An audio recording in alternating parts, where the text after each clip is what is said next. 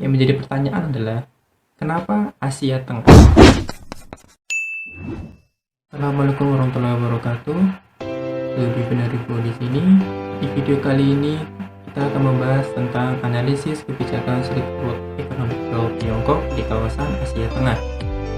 Pada abad ke-21 ini, Tiongkok muncul sebagai salah satu negara yang memiliki perkembangan perdagangan yang begitu pesat di dunia.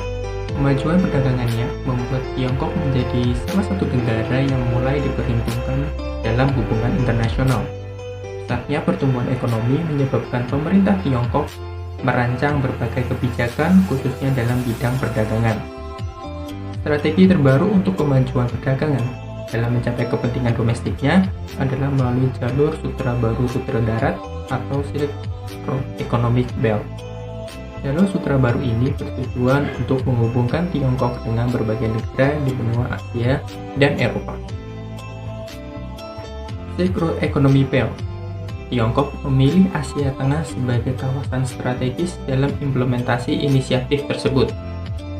Yang menjadi pertanyaan adalah, kenapa Asia Tengah?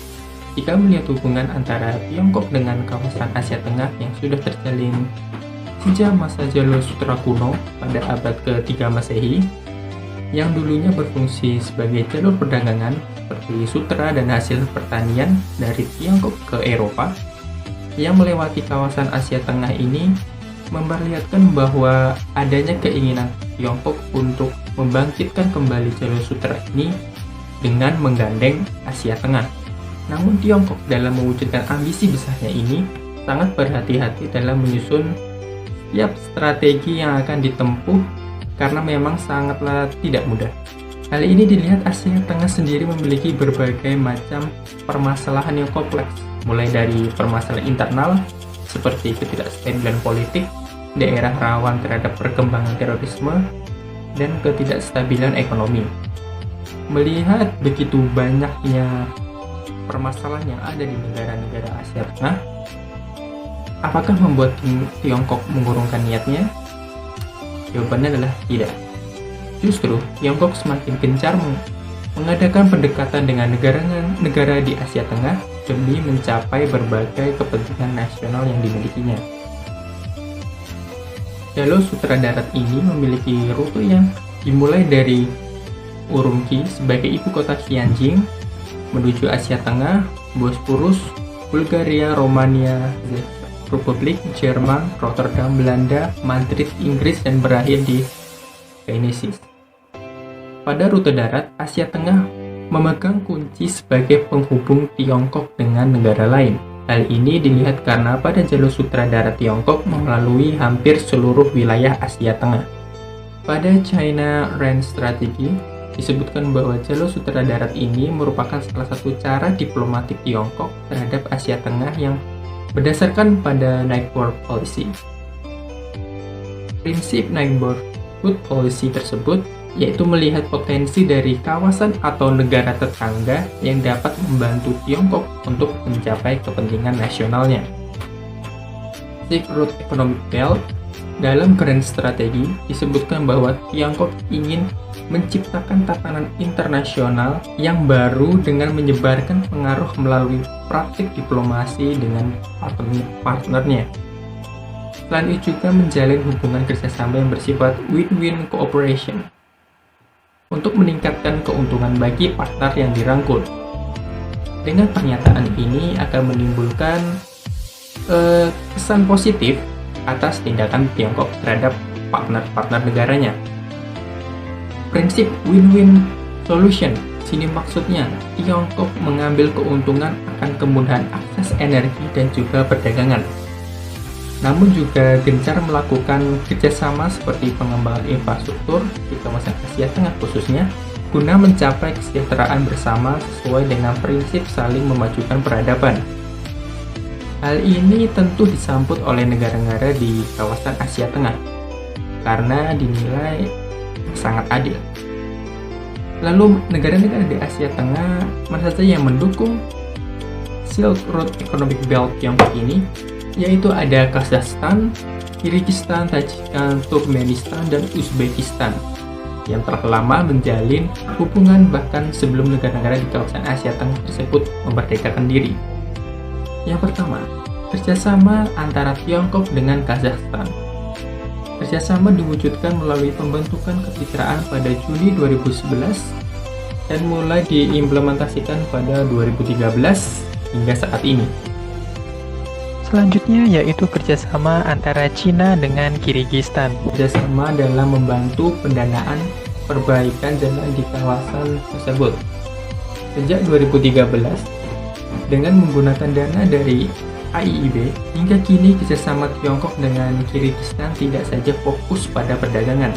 Hal ini diwujudkan dalam kunjungan Xi Jinping dalam perayaan 70 tahun berakhirnya Perang Dunia Kedua pada September 2015 di Kirgistan. Pertemuan antara Presiden Kirgistan yaitu Almazbek Atambayev mengenai perjanjian liberal antara kedua negara. Kerjasama Tiongkok dengan Tajikistan bertujuan mensinergikan pembangunan Silk Road Economic Belt dengan strategi pembangunan negara yang ingin dicapai Tajikistan sebelum 2030 di berbagai bidang.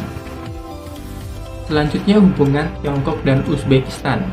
Terkait perkembangan jalur sutra darat di Uzbekistan, kemitraan strategis baru dibangun sejak 2012.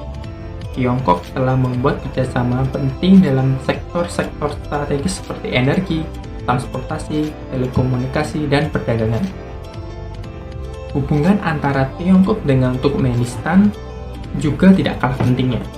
Kerjasama yang paling menonjol di antara keduanya yaitu dalam jalur sutra darat adalah dalam bidang energi. Oleh sebab itu, bagi Tiongkok, jalur sutra darat ini menjadi salah satu cara untuk meningkatkan volume transfer minyak dan gas alam dari Turkmenistan menuju Tiongkok. Sehubung dengan ambisi besar Tiongkok ini, negara-negara di Asia Tengah yang mayoritas penduduknya adalah Muslim memiliki sikap politik yang hampir sama, yaitu politik Islam. Dulu sebagai bagian dari kontrol negara Uni Soviet terhadap Islam, Asia Tengah dibagi menjadi unit administrasi yang terpisah.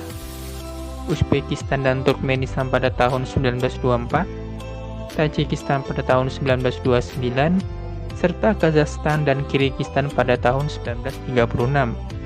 Selama masa kekaisaran Uni Soviet tersebut, Islam berusaha dihapus dari segala bidang masyarakat Asia Tengah. Namun pasca runtuhnya pengaruh Uni Soviet di Asia Tengah, Islam masuk di segala bidang masyarakat termasuk politik.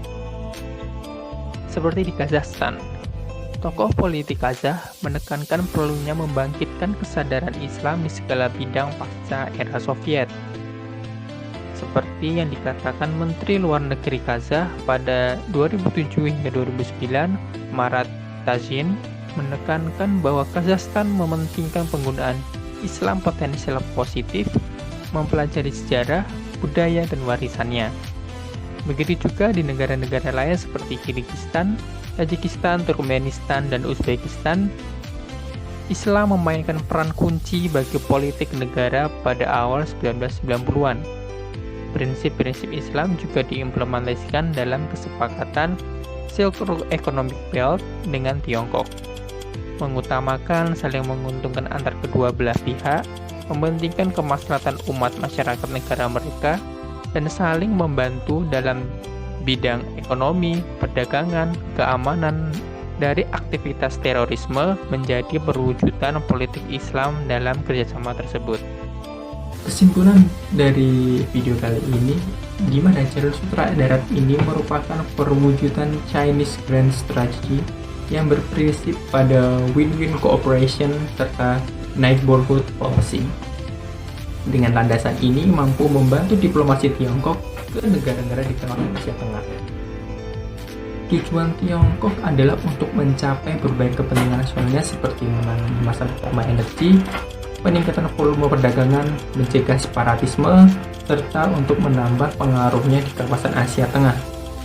Kawasan Asia Tengah yang sangat strategis adalah kunci penghubung Tiongkok menuju berbagai negara di benua Asia, Eropa, dan bahkan Afrika di masa depan. Sekian dari saya. Wassalamualaikum warahmatullahi wabarakatuh.